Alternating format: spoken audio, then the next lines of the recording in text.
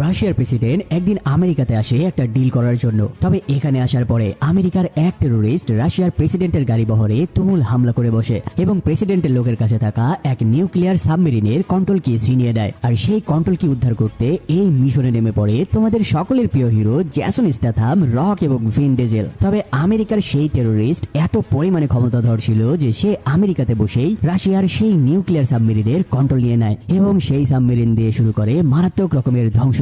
ভাই রে ভাই, পুরো মুভি জুড়ে তোমাকে এমন টানটান উত্তেজনাকর পরিস্থিতির মধ্যে রেখে দেবে, তুমি একটা সেকেন্ডও সময় পাবে না চোখের পলক ফেলার জন্য। এক্সপ্লেন শুরু করার আগে তোমাদের কাছে আমার জাস্ট একটাই অনুরোধ, ভিডিওটা প্লিজ না টেনে শেষ পর্যন্ত দেখবে, কারণ এই ভিডিওর মধ্যে এমন সব টুইস্ট লুকিয়ে রয়েছে যেটা বুঝতে হলে তোমাদেরকে ভিডিওটা শেষ পর্যন্তই দেখতে হবে। তো চলো আর কোনো প্যাচাল না বাড়িয়ে শুরু করি মুভির এক্সপ্লেনেশন। মুভির শুরুতে আমরা আমেরিকার এক অতি সিকিউরিট জেল দেখতে পাই। এই জেলের মধ্যেই আমরা বিশাল দেহি হবসকে দেখতে পাই। সেখানে দেখা যায় কয়েকজন গার্ড হবসের হাতে হ্যান্ডকাপ পরিয়ে তাকে জেলের মধ্যে নিয়ে যাচ্ছে। তবে চিন্তার ব্যাপার হচ্ছে এই জেলের মধ্যে হবসের পুরান কিছু শত্রু ছিল।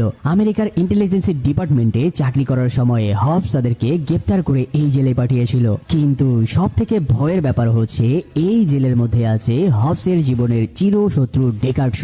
হবসকে তার সেলে রাখা হলে দেখা যায় তাকে একদম ডেকার্ড শ এর সামনের সেলেই রাখা হয়েছে। হবসকে এই অবস্থায় দেখে ডেকার্ড শ বলতে থাকে, কি ভাইয়া চিনতে পারছো আমাকে? তুই কিছুদিন আগে গ্রেফতার করে আমাকে এই জেলে পাঠিয়েছিলি, আজকে শালা তোকে আমার ডেরায় পেয়েছি, একবার যদি সুযোগ পাই তোকে আজকে ইচ্ছে মতো গেলাবো। এই সকল কিছু বলে সে হবসের মাথা বিগড়াতে থাকে। ডেকার্ড শ এর এমন তিরিং বিরিং কথাবার্তা শুনে হবসের শরীরের মধ্যে আগুন জ্বলতে থাকে আর সেও মনে মনে বলতে থাকে, একবার যদি শালা আমি এখান থেকে বের হতে পারি তবে তোর নামই ভুলিয়ে দেব। তবে এখন প্রশ্ন হচ্ছে যে এই হবস এক সময়ে আমেরিকার ইন্টেলিজেন্সি ডিপার্টমেন্টে সেরা একজন অফিসার ছিল, তবে সে এমন কি আকাম করেছে যার কারণে তাকে জেলে পাঠানো হয়েছে। চলো এই কাহিনী এবার তোমাদেরকে একটু খুলে বলি। এখান থেকে সিন কয়েকদিন আগে চলে যায় আর আমরা দেখতে পাই মেক্সিকোর এক শহরে ডম নামের এক বিশাল দেহী লোক বাজার করে বাসায় ফিরছিল। ঠিক ওই সময়ে পাশে থেকে এক সুন্দরী মেয়ে তার আসল নাম ধরে তাকে ডাক দেয়। আর এই কাহিনীতে ডম একেবারে চমকে যায়, কারণ ডম পেশায় একজন কুখ্যাত ক্রিমিনাল হওয়ার কারণে সে আমেরিকা থেকে পালিয়ে মেক্সিকোতে এসে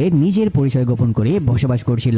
ডম তখন সেই মেয়েটির কাছে যায় আর তাকে জিজ্ঞেস করতে থাকে, তুমি আমার আসল পরিচয় জানলে কিভাবে? সাইফার নামের সেই মেয়েটি তার কোনো প্রশ্নের উত্তর না দিয়ে তাকে সরাসরি মোবাইল বের করে একটা ভিডিও দেখায়। আর এই ভিডিওটা দেখার সাথে সাথেই ডমের মাথায় যেন আকাশ ভেঙে পড়ে। সেই মেয়েটি ডমকে এমন কি ভিডিও দেখিয়েছিল সেই কাহিনীটা জানতে পারবে মুভির একদম মিডিল পয়েন্টে। এখান থেকে সিন শিফট হলে আমরা বিশাল দেহি হবসকে দেখতে পাই। সেখানে আমেরিকার ইন্টেলিজেন্সি ডিপার্টমেন্টের ঊর্ধ্বতন একজন কর্মকর্তা আসে আর তার হাতে একটা ফাইল দিয়ে তাকে নতুন একটা মিশন বুঝিয়ে দেয়। তবে এই মিশনটা দেখে হবস বলতে থাকে যে এই কাজটা তার একার পক্ষে করা মোটেও সম্ভব নয়। তখন সেই কর্মকর্তা বলতে থাকে যে তোমার এলাকার ভাই বাদারকে সঙ্গে নিয়ে হলেও এই মিশনটা কমপ্লিট করতে হবে। কি আর করা, ডিপার্টমেন্টের চাপে এই মিশনটা তাকে হাতে নিতে হবে। তবে হবসের নিজস্ব কোনো টিম না থাকায় সে সরাসরি চলে আসে ডমের কাছে। আর তোমাদের আগে বলেছি যে এই ডম হচ্ছে দুনিয়ার কুখ্যাত একজন ক্রিমিনাল, যার কারণে এই ডম নামের লোকটার টোটাল 8 জনের একটা টিম রয়েছে। ফাইনালি ডম এবং তার টিম সহ হবসকে নিয়ে সেই মিশনে নেমে পড়ে।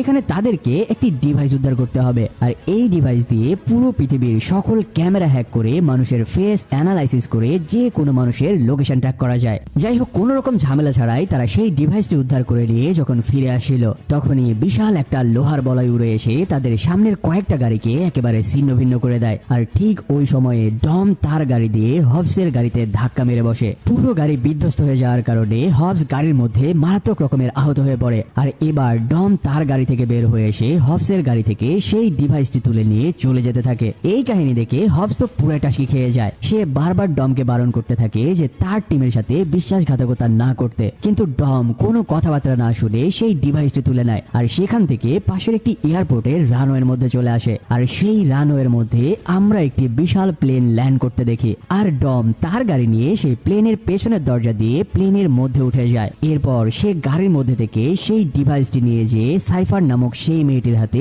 তুলে দেয়। আর এই প্রথমবারের মতো আমরা সাধারণ দেখতে সাইফারের আসল পরিচয় জানতে পারি। এই যে প্লেনটাকে দেখতে পাচ্ছ, এটা কোনো সাধারণ প্লেন নয়। এই প্লেনের মধ্যে রয়েছে দুনিয়ার আধুনিক অস্ত্রপাতি সজ্জিত, যেই অস্ত্রগুলো স্বয়ং আমেরিকা বা রাশিয়ার কোনো স্পেশাল ফোর্সের কাছেও নাই। শুধু এতটুকুই নয়, সেই প্লেনের মধ্যে পুরো একটা সাইবার টিম রয়েছে আর এই সাইবার টিম দিয়ে আমেরিকা সহ পৃথিবীর শক্তিধর দেশের নিয়ন্ত্রণ নেওয়ার চেষ্টা করছিল এই সাইফার নামক মেয়েটি। এমনকি তাদের পুরো প্লেনটা একটা অ্যান্টি রাডার ডিভাইস দিয়ে প্রোটেক্ট করা রয়েছে, যার কারণে প্লেনটি যে কোনো দেশের ওপর দিয়ে উড়ে যেতে পারে আর কোনো রাডার তাকে ধরতেও পারে না। মানে এতটুকুতেই তো বুঝতে পারছো যে সাইফার নামের মেয়েটি দেখতে সাধারণ সুন্দরী হলেও তার মধ্যে রয়েছে ভয়ঙ্কর কিছু কার্যকলাপ, আর সামনে তোমরা এর আরো ভয়ঙ্কর রূপ দেখতে চলেছো। যাই হোক, ডিভাইসটি দেওয়ার পরে ডম বলতে থাকে, আমি তোমার বলা মতো কাজ করেছি, এবার আমার কাজ করে দাও। আর এখানেই আমরা জানতে পারি যে তাকে সেদিন মোবাইলে সাইফার আসলে কি ভিডিও দেখিয়েছিল। এখানে দেখা যায় সাইফার ডমের আগের স্ত্রী এবং তার ছোট্ট ছেলেটিকে বুলেট প্রুফ একটা চেম্বারের মধ্যে বন্দি করে রেখেছে, আর তাদেরকেই জিম্মি করে সে ডমকে দিয়ে এই ডিভাইসটি চুরি করিয়েছে। কিন্তু এবার সাইফার তাকে বলতে থাকে, তুই যদি আমার কথা মতো কাজ না করিস তবে তোর স্ত্রী এবং সন্তানকে এখানেই গুলি করে মেরে ফেলবো। কোনো উপায় না পেয়ে ডম অবশেষে তার কথা মতো উঠবোস করতে রাজি হতে বাধ্য হয়। এদিকে নিজের টিমের দেওয়া মিশনে ব্যর্থ হওয়ার কারণেই হবসকে অবশেষে জেলে পাঠানো হয়েছিল।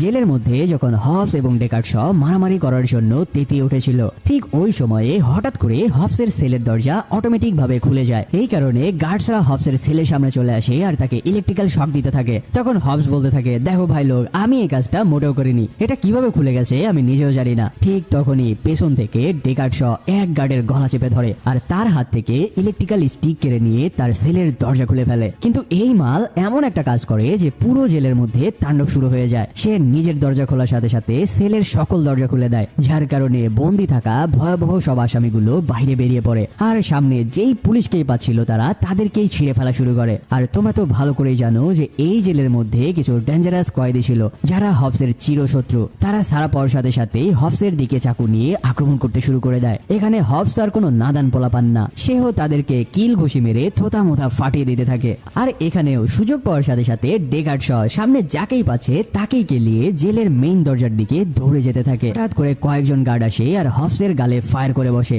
হবস বুঝতে পারে যে এগুলো হচ্ছে রাবার বুলেট, আর এরপর সেই গার্ডদেরকে তুলে সে আশ্রানো শুরু করে দেয়। ঠিক ওই সময়ে ডেকার্ড শ এবং হবস একসাথে দেখতে পায় যে জেলের দরজাগুলো অটোমেটিক ভাবে বন্ধ হয়ে যাচ্ছে, যার কারণে তারা মারামারি বন্ধ করে দেয় আর দুজনেই একসাথে দরজার দিকে দৌড় লাগায়। তারা বাইরে বের হওয়ার সাথে সাথেই জেলের সকল দরজা বন্ধ হয়ে যায়। আর ঠিক সেই সময়ে চারপাশ থেকে একটা বিশাল স্কোয়াড ফোর্স এসে তাদেরকে গান পয়েন্ট করে ঘিরে নেয়। আর এখানেই দেখা যায় যে এই স্কোয়াড ফোর্স নিয়ে হাজির হয়েছে মিস্টার নোবডি নামক একজন আমেরিকান সামরিক অফিসার। মিস্টার নোবডি তাদের দুজনকে বলতে থাকে, বাচ্চারা, এখন নিজেদের মধ্যে মারামারি করার সময় নয়, বরং তোমাদের দুজনকে জেল থেকে বের করে আনা হয়েছে এক বিপজ্জনক টেররিস্টকে ডাউন করার জন্য।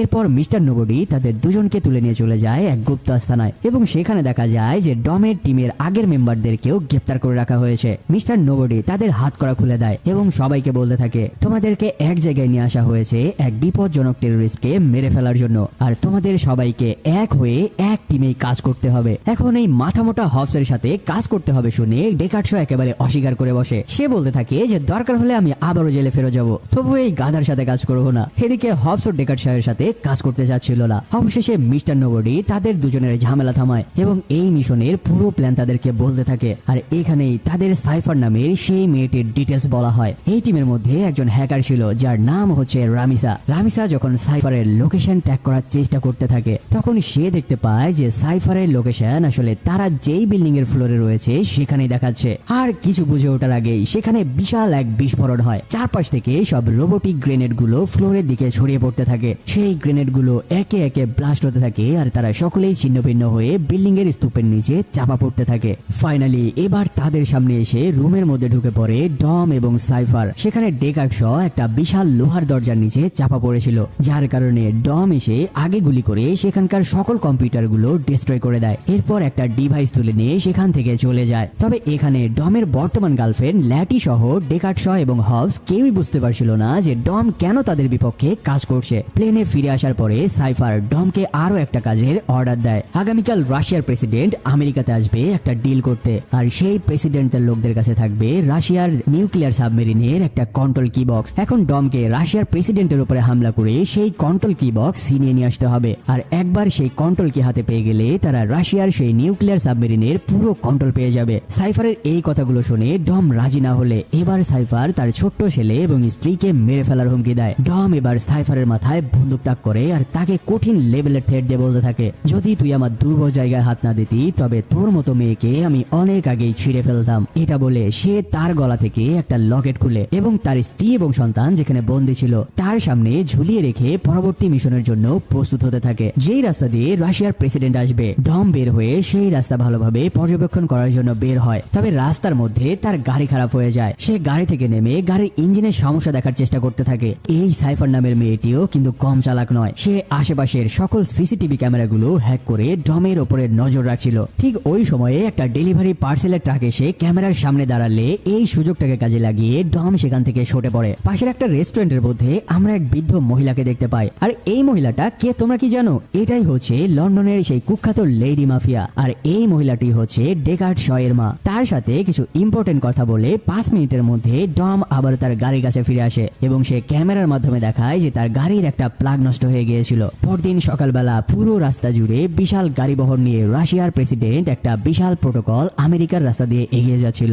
আর ঠিক ওই জায়গাতেই ডম তার গাড়ি নিয়ে অপেক্ষা করছিল। এখানে রাশিয়ার প্রেসিডেন্টের এত পরিমাণ হাই প্রোটোকল ছিল যে ডমের একার পক্ষে কোনোভাবেই সেই সিকিউরিটি ভেঙে ডিভাইসটি রেস্কিউ করা সম্ভব নয়। কিন্তু এখানেই দেখা যায় আসল খেলা। রাস্তায় যত ইলেকট্রিক্যাল গাড়িগুলো ছিল সেই গাড়িগুলো automatic auto driving mode active হয়ে যায় আর সেই গাড়িগুলো একা একাই চলা শুরু করে দেয়। আর এই কাজটা করছিল সেই ফিউচারিস্টিক প্লেনে বসে থেকে সাইফার এবং তার সাইবার টিম। প্রথমে সে শহরের সকল ইলেকট্রিক্যাল গাড়িগুলো হ্যাক করে দেয়। এরপর সেই গাড়িগুলোকে এক জায়গায় জড়ো করে প্রেসিডেন্টের যাত্রার পথের সামনের একটা টার্নিং পয়েন্টে জ্যাম করে দিয়ে রাস্তাগুলো ব্লক করে দেয়। এরপর সে পাশের রাস্তা থেকে গাড়িগুলো হ্যাক করা শুরু করে দেয় আর সেই গাড়িগুলো ফুল স্পিডে এসে প্রেসিডেন্টের প্রোটোকলের সামনে থাকা 2জন পুলিশ অফিসারকে উড়িয়ে দেয়। তবে যখন গাড়িগুলো ওভারটেক করে প্রেসিডেন্টের গাড়ি বহর সামনে এগিয়ে যেতে থাকে, ঠিক সেই মুহূর্তে এবার সে শোরুমে থাকা ব্র্যান্ড নিউ গাড়িগুলোকে হ্যাক করা শুরু করে দেয়। আর শোরুমের মধ্যে থেকে গাড়িগুলো এসে সাইড থেকে প্রেসিডেন্টের গাড়ি বহরের উপরে আক্রমণ করতে থাকে।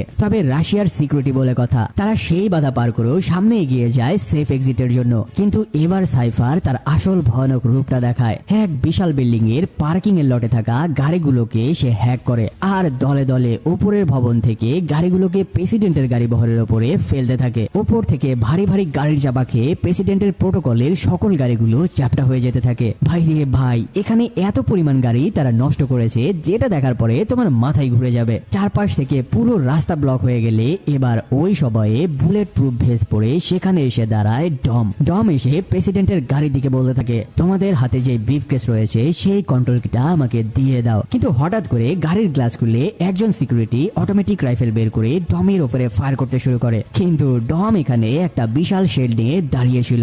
এরপর সে একটা বিশাল ইলেকট্রিক্যাল স দিয়ে প্রেসিডেন্টের গাড়ি কাটা শুরু করে দেয় আর তেলের ট্যাঙ্কের মধ্যে লাইটার রেখে শেষবারের জন্য তাদেরকে ওয়ার্নিং দেয়। অবশেষে নিজের যান বাঁচাতে রাশিয়ার প্রেসিডেন্টের লোকজন তাদের পারমাণবিক সাবমেরিনের কন্ট্রোল কি ডমের হাতে তুলে দেয়। সেটা নিয়ে ডম যখন পালিয়ে যাচ্ছিল, ঠিক ওই সময়ে এক চতুর্মুখী রাস্তার মধ্যে চারপাশ থেকে হবস, ডেকার্ড শ, ল্যাটি এবং টিমের বাকি সকলে এসে তার গাড়ি ঘিরে ধরে এবং গাড়ি থেকে ইলেকট্রিক্যাল হুক ফায়ার করে ডমের গাড়িকে আটকে ফেলে। তবে ডমের এই গাড়িটা ছিল অত্যাধুনিকভাবে মডিফাই করা একটা হাই ফিউচারিস্টিক কার, যার কারণে সে চোখের পলকে চারপাশে থাকা 5-6টা গাড়িকে একেবারে ধুলিচ্ছাদ করে দেয়। এরপর ডম যখন আবারও সেটা নিয়ে পালাতে যায়, হঠাৎ করে তার সামনে এসে দাঁড়ায় ডেকার্ড শ। কিন্তু ডম কোনো সুযোগ না দিয়েই ফাটাফাট গুলি করে দেয় ডেকার্ড শ এর বুক বরাবর আর ডেকার্ড শ সেখানেই পড়ে মারা যায়। এই কাহিনী দেখে আমি পুরাই থ হয়ে গেছিলাম। তবে এখানে ল্যাটি হঠাৎ করে চলে আসে আর ডমের সেই ডিভাইস তুলে নিয়ে চলে যেতে থাকে। এখানে সাইফারের এক ভয়ঙ্কর এজেন্ট এসে ল্যাটির মাথায় গান তাক করে আর সেই ডিভাইসটি তাকে দিয়ে দিতে বলে। ঠিক ওই সময়ে ডম এসে সেই এজেন্টের মাথায় গান ধরে আর তাকে বলতে থাকে, আমি যদি বিপদে না পড়ে থাকতাম তবে তোর খুলি আমি এখনই উড়িয়ে দিতাম। যাই হোক, এটা বলে ডম ও ল্যাটির হাত থেকে সেই বক্সটি নিয়ে চলে যায়। পরিবেশ নর্মাল হলে আমেরিকার ইন্টেলিজেন্স ডিপার্টমেন্টের সেই গোপন আস্তানায় দেখা যায় ডেকার্ড শ এর মৃত্যুতে টিমের সকলে একেবারে ভেঙে পড়েছে। তবে এখানে সব থেকে বেশি ভেঙে পড়েছিল ডেকার্ড শ এর চরম লেভেলের শত্রু হবস। কারণ ডেকার্ড শ এর সাথে পরিচয় হবার পর থেকে সে তার সাথে কোনোদিন ভালো আচরণই করেনি, যার কারণে সে ভেতরে ভেতরে বেশ কষ্ট পেতে থাকে। অন্যদিকে প্লেনে দেখা যায় সাইফার ডমকে মারাত্মক লেভেলের বকাঝকা করছে, কারণ সে কেন ল্যাটিকে হাতে পেয়েও গুলি না করে ছেড়ে দিয়েছে। আর এরই ফলস্বরূপ হিসেবে সে ডমেরই চোখের সামনে তার নিজের স্ত্রীকে গুলি করে শাটাশাট মেরে ফেলে। এটা দেখে ডম মারাত্মক লেভেলের ভায়োলেন্স হয়ে ওঠে। তবে সাইফার বলতে থাকে, তুই কিন্তু ভুলে যাস না এখনো তোর পিচ্চি ছেলে আমার কবজায় রয়েছে, যদি ছেলেকে জিন্দা দেখতে চাস তবে গলা নামিয়ে কথা বল। সাইফার লেগে পড়ে সেই রাশিয়ার নিউক্লিয়ার সাবমেরিনের পুরো কন্ট্রোল নেওয়ার জন্য। সেই সাথে তার সাইবার টিম দিয়ে অনেক ঘাটাঘাটির পর অবশেষে ওই সাবমেরিনের কন্ট্রোলের অ্যাক্সেস নিতে সে সক্ষম হয়। তবে ইতিমধ্যে আমেরিকার ইন্টেলিজেন্স ডিপার্টমেন্টের গোপন ঘাঁটিতে হবস এবং ল্যাটির টিমকে জানানো হয় যে তোমাদের দ্রুতই রাশিয়ার বর্ডারের রাডার ফাঁকি দিয়ে রাশিয়াতে যেতে হবে, কারণ অতি দ্রুত যদি সেই সাবমেরিনটিকে ডিস্ট্রয় করা না হয় তবে এই পাগলামি সাইফার রাশিয়াকে তো শেষ করবে, তার সাথে সাথে আমাদের নিজেদের দেশ আমেরিকাকেও চরম লেভেলের বিপদে ফেলে দেবে। যার কারণে হবস এবং ল্যাটি তার পুরো টিম রেডি করে নেয় এবং দেরি না করে সরাসরি প্লেন নিয়ে উড়ে যায় রাশিয়ার দিকে এবং তারা রাশিয়ার সেই জায়গার আশেপাশে ল্যান্ড করতে থাকে যেখানে সেই পারমাণবিক সাবমেরিন রাখা রয়েছে। আর এদিকে ততক্ষণে তো রাশিয়ান আর্মিরা তো বসে থাকবে না, তারাও শুরু করে দেয় পুরো টিমের ওপরে মেশিন গান দিয়ে মুহু লেভেলের ফায়ারিং। এমনকি তারা সাবমেরিনের আশেপাশের প্রবেশের সকল দরজাগুলো অ্যান্টি ব্লকেট দিয়ে লক করে দিতে থাকে। তবে এখানে দেখা যায় যে সাইফার প্লেনের মধ্যে বসে থেকে সাবমেরিনের পুরো কন্ট্রোল নিতে না পারার কারণে এবার সে ডমকেও পাঠিয়ে দেয়। যেভাবেই হোক সাবমেরিনের মধ্যে তাকে ঢুকতে হবে এবং একটা সিগন্যাল অ্যান্টেনা অন করতে হবে। আর ডমও এবার সেই সাবমেরিনের দিকে যেতে থাকে। ঠিক সেই সময়ে চারপাশ থেকে হেলিকপ্টার চলে আসে এবং ডমের গাড়ি বহরের উপরে মারাত্মক লেভেলের ফায়ারিং শুরু করে দেয়। তবে এখানে ডমের গাড়ির মধ্যে একটা হেভি পাওয়ারফুল ডিভাইস লাগানো ছিল যেটা দিয়ে চারপাশের সকল সিগন্যাল জ্যাম এবং ইলেকট্রিক্যাল ডিভাইসগুলো শাটডাউন করে দেওয়া যায়। হেলিকপ্টারের মুহু ফায়ারিং সামাল দিতে না পেরে ডম তাড়াতাড়ি সেই ডিভাইসটি অন করে আর সেই হেলিকপ্টার সহ সাবমেরিনের পুরো পাওয়ার শাটডাউন হয়ে যায়, যার কারণে হেলিকপ্টারটা সেখানেই পাকড়াতে ধ্বংস হয়ে যায়। এদিকে হবস তার গাড়ি থেকে নেমে উড়াধুরা রাশিয়ান আর্মিদের উপরে ফায়ারিং শুরু করে দেয়। আর এই সুযোগে তার টিমের দুজন মেম্বার রামিসা এবং তেজ সাবমেরিনের মধ্যে ঢুকে যেতে সক্ষম হয়। সাবমেরিনের মধ্যে ঢোকার পরে তারা বুঝতে পারে যে এই সাবমেরিন ইতিমধ্যে সাইফারের কন্ট্রোলে রয়েছে। আর সাইফার যখন সাবমেরিনের ভেতরে ক্যামেরার মধ্যে হবসের টিমের লোকজনকে দেখতে পায়, এবার সে সাবমেরিনের দরজাগুলো একে একে লক করে দিতে থাকে। উপায় না পেয়ে তারা আবারও সাবমেরিনের ভেতর থেকে বাইরে বের হয়ে আসে। আর ঠিক তখনই রাশিয়ান আর্মিরা তাদের উপরে ট্রেন এবং আরপিজি নিয়ে এসে উপর থেকে ধাওয়া করে তুমুল হামলা চালানো শুরু করে দেয়, যার কারণে হবস তার পুরো টিম নিয়ে ওই এরিয়া থেকে নির্দিষ্ট দূরত্বের দিকে পালিয়ে যেতে থাকে। অন্যদিকে দেখা যায় ডম গাড়ির মধ্যে তার মোবাইল নিয়ে কোনো একটা মেসেজের অপেক্ষা করছিল এবং সাইফারের সেই এজেন্ট গাড়ির বাইরে স্নাইপার তাক করে হবসের গাড়ির দিকে নিশানা করেছিল। ঠিক ওই সময়ে সাইফারের প্লেনের পেছনের দরজা খুলে যায়। এখানে দেখা যায় দুজন লোক ফ্লাইং স্যুট পরে উড়ে এসে তার প্লেনের মধ্যে ঢুকে যায়। এবার স্যুট এবং হেলমেট খুলে ফেললে দেখা যায় যে এরা আর কেউ নয়, বরং এরা হচ্ছে একজন ডেকার্ড শ এবং তারই ছোট ভাই ডেভিল শ। এখন তোমরা নিশ্চয়ই ভাবছো যে ডেকার্ড শ তো অনেক আগেই মারা গিয়েছে, তাহলে সে কিভাবে বেঁচে ফিরলো। চলো ফ্ল্যাশব্যাক থেকে তোমাদেরকে কাহিনীটা একটু বুঝিয়ে দিয়ে আসি। ডম ডেকার্ড শকে গুলি করে চলে গিয়েছিল। ঠিক ওই সময়ে দুজন গার্ড এসে ডেকার্ড শ এর বডি তুলে নিয়ে চলে যায়। আসলে ডম ডেকার্ড শকে রিয়েল বুলেট দিয়ে ফায়ার করেনি, বরং একটা ইলেকট্রিক্যাল গান দিয়ে ফায়ার করেছিল। আর তোমাদের কি মনে আছে ডম ডেকার্ড শ এর মায়ের সাথে এক রেস্টুরেন্টে কথা বলেছিল? হ্যাঁ, সেদিন ডম ডেকার্ড শ এর মায়ের সাথে এই প্ল্যানটাই করেছিল। ডেকার্ড শকে তুলে নিয়ে যাওয়া হলে তার মা তাকে ইনজেকশন দিয়ে জ্ঞান ফিরিয়ে নিয়ে আসে এবং ডমের বিপদের কিছু ইমোশনাল কথাবার্তা বলে ডমকে হেল্প করার জন্য রাজি করায়। কি আর করা, মায়ের কথা রাখতে ডেকার্ড শ তার ছোট ভাইকে নিয়ে এই মিশনে আবারও নেমে পড়েছে। আর তোমরা তো এখন বুঝতেই পারছো ডেকার্ড শ প্লেনের মধ্যে ঢুকেছে, মানে এবারে এই প্লেনের মধ্যে কি হতে চলেছে। প্লেনের মধ্যে সামনে এসে যাকেই পাচ্ছিল তাকেই শাট ফায়ার করে খুলি উড়িয়ে দিতে থাকে। তবে ডেকার্ড শ প্রথমে ডমের সেই কিউট বাচ্চাটিকে রেস্কিউ করে নেয়। এরপর সে ওই পিচ্চির কানে একটা হেডফোন গুঁজে দেয় আর সাউন্ড ফুল করে দিয়ে একটা কিডস সং প্লে করে দেয় যেন এই বাচ্চাটি সব খুন খারাপি শব্দ শুনতে না পায়। এরপর সে ডমকে একটা মেসেজ পাঠায়, তোমার কিউট বাচ্চাটি এখন আমার কাছে সেভ রয়েছে। আর ডম আসলে এই মেসেজেরই অপেক্ষা করছিল। মেসেজটি পাওয়ার সাথে সাথে সে গাড়ি থেকে বাইরে বের হয়ে আসে আর সাইফারের সেই এজেন্টকে গলা চেপে ধরে উপরে জাগিয়ে তোলে এবং শাট ফায়ার করে তার কিচ্ছা এখানে খতম করে দেয়। এরপর সে তার গাড়ি নিয়ে হবস, ল্যাটি এবং তার পুরো টিমকে বাঁচানোর জন্য গাড়ি নিয়ে সামনে এগিয়ে যেতে থাকে। প্লেনের মধ্যে দেখা যায় সাইফার সেই সাবমেরিন থেকে হবস এবং তার টিমের উপরে ব্যালিস্টিক মিসাইল মারা শুরু করেছে। তবে হবসের টিম নানানভাবে সেই মিসাইল থেকে বাঁচার চেষ্টা করছিল, বারবার মিসাইল মেরেও যখন তার টিমের সাথে পারছিল না। এবার সাইফার সেই সাবমেরিনটিকে বরফের নিচে থেকে উপরের দিকে জাগিয়ে তোলে আর সাবমেরিনের আঘাতে হবসের টিমের কয়েকটি গাড়ি উড়ে চলে যায়। এর মধ্যে সাইফার যখন বুঝতে পারে যে ডম তার নিয়ন্ত্রণের বাইরে চলে গেছে, এবার সে ডমের গাড়িকে টার্গেট লক করে একটা টার্গেট মিসাইল মেরে দেয়। ডম সেই মিসাইলটিকে ঘুরাতে ঘুরাতে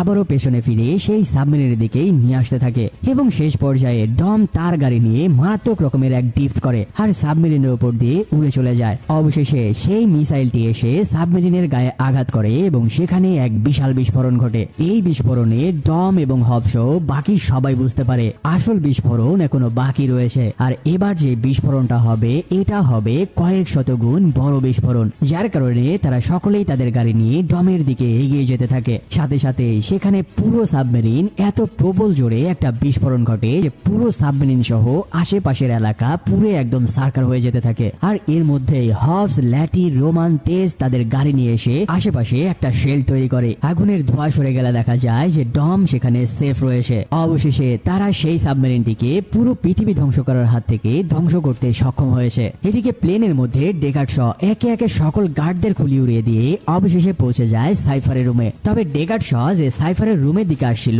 এটা সাইফার প্লেনের প্রত্যেকটা ক্যামেরায় আগে থেকে দেখতে পাচ্ছিল, যার কারণে সে সেফ এক্সিট নেওয়ার জন্য প্রস্তুতি নিয়েছিল। ডেকার্ড শকে দেখা মাত্রই সাইফার বলতে থাকে, তুই মরা থেকে জীবিত হতে পারলেও আমাকে কোনোদিনই ধরতে পারবে না। এটা বলেই সে প্লেনের দরজার বাটন প্রেস করে আর একটা ফ্লাইং স্যুট নিয়ে উড়ন্ত প্লেন থেকে বাইরে ঝাঁপিয়ে পড়ে। যাই হোক, পরিস্থিতি নিয়ন্ত্রণ করার জন্য আগে ডেকার্ড শ পা দিয়ে লাথি মেরে প্লেনের দরজা বন্ধ করে আগে প্লেনটিকে নিয়ন্ত্রণ করে। আর অন্যদিকে দেখা যায় ডেকার্ড শ এর ছোট ভাই ডেভিল শ পাইলটের ককপিটে চলে যায় এবং পাইলটদের মাথায় গান তাক করে প্লেনটি মাটিতে ল্যান্ড করার অর্ডার দেয়। মুভির লাস্টের সিনে আমরা দেখতে পাই যে টিমের সবাই রোমানের বাসার সাথে এক জায়গায় জড়ো হয়েছে। আর ঠিক সেই জায়গাতেই ডেকার্ড শ ডমের পিচ্চি কিউট বাচ্চাকে নিয়ে ফেরত আসে এবং ডমের হাতে তুলে দিয়ে বলতে থাকে, এই নাও তোমার ছেলেকে তুমি ফেরত নাও। তার এই উপকারের জন্য ডম ডেকার্ড শ এর সাথে বন্ধুত্ব করার জন্য হাত বাড়ায়। ঠিক ওই সময়ে ছাদের উপরে আমেরিকার ইন্টেলিজেন্সি ডিপার্টমেন্টের হেড মিস্টার নোবডি এসে উপস্থিত হয় এবং তাদের সকল শত্রুতা ভুলে বন্ধুত্ব হওয়া দেখে তাদেরকে বলতে থাকে,